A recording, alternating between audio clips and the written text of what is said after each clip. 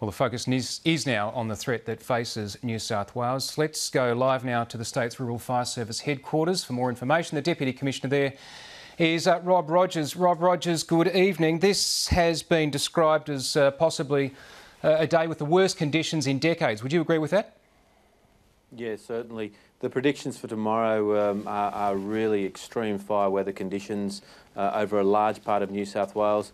The worst of that is in the Illawarra Shoalhaven area and the southern tablelands. In those areas it's predicted to be catastrophic fire weather conditions, and that's actually as bad as it gets.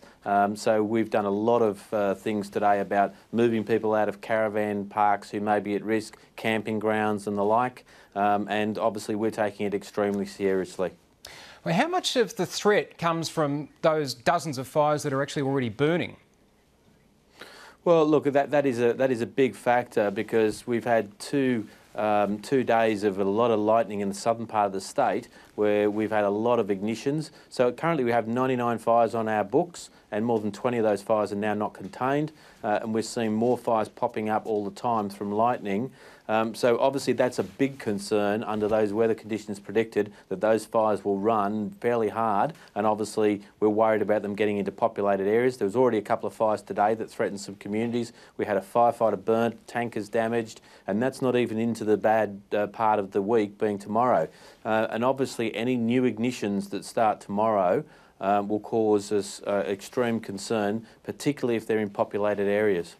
Now, you've obviously been evacuating people who are visiting the area, but I know that one of the concerns is that people who live there in some of those most at-risk places, the majority of them don't actually have a fire plan. And now, is it too late to put something together now, or should they just simply get out? Well, look, it depends on where you are, of course, but if you're in that catastrophic fire danger area, our advice is not to be there.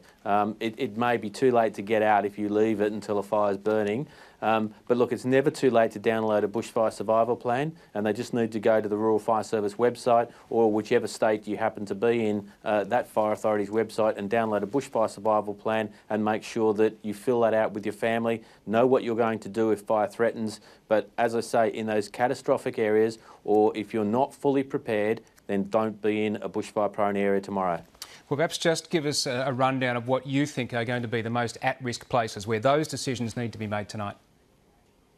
Well, anywhere in the Illawarra, Shoalhaven area, the southern tablelands around Goulburn, Braidwood, those types of areas, all of those areas are predicted to get extreme weather tomorrow. So we're talking about high 30s, very low, and into 40s, very low humidity, and winds that are going to gust up to 80 kilometres an hour. Now, under those conditions, if a fire starts, fire authorities will be very hard pressed to keep them under control. They'll grow very quickly and they can threaten lives really quickly. So people need to make those decisions, and the best thing for people to do if they're in a really vulnerable location is to just plan to not be in that sort of exposed area tomorrow. Go into town, go to the pool, go to the beach, whatever it is. Go to a neighbour's house who doesn't live near the bush, and just make sure you're not in a bushfire-prone area. Homes can be rebuilt, but if people lose their lives, obviously, there's no coming back from that. So, and if people have never, ever taken it seriously before, tomorrow is the day to take it seriously. All right, we'll leave it there. Thanks very much for your time this evening. That's Rob Rogers, Deputy New South Wales Fire Commissioner,